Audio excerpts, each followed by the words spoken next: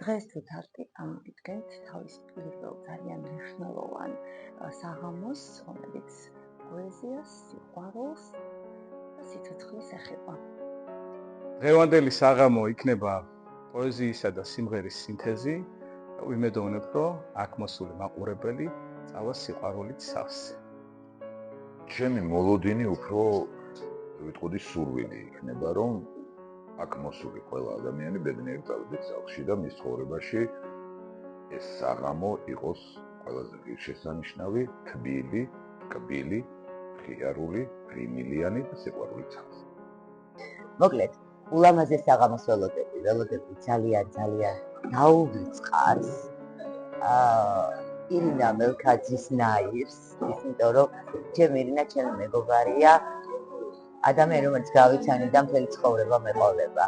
ადამიანი, რომელიც არის ჩემთვის შემოქმედების, მეგობრობის, ერთგულების, საერთოდ ყოველგვარი სიკეთის ძალიან დიდი ეტალონი და დადო საკმაოდ დიდი და მაღალი თამასა იმისი, რომ თუ როგორი უნდა იყოს ნამდვილი ქალი, თავისი საკუთარი შინაგანი მეთი, სიძლიერით და რა ვიცი, დღევანდელ საღამოსაც აი ამ ყველაფრის სინთეზს ველოდები.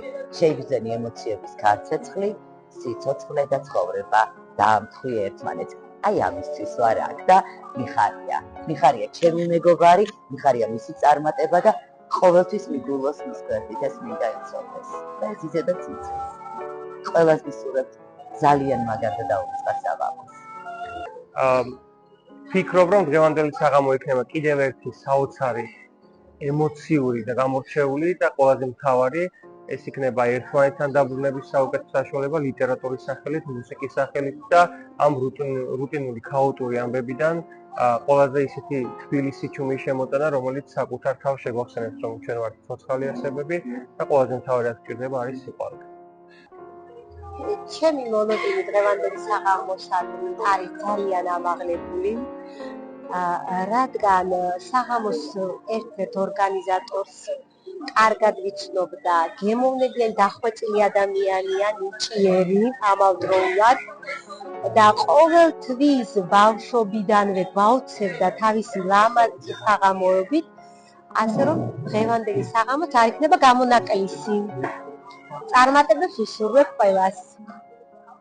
ფიქრობ, რომ სასიამოვნო საღამო იქნება, ლიტერატურა, მუსიკა ერთად, პლუს ადამიანები, რომლებიც ქმნიან სასიამოვნო ატმოსფეროს.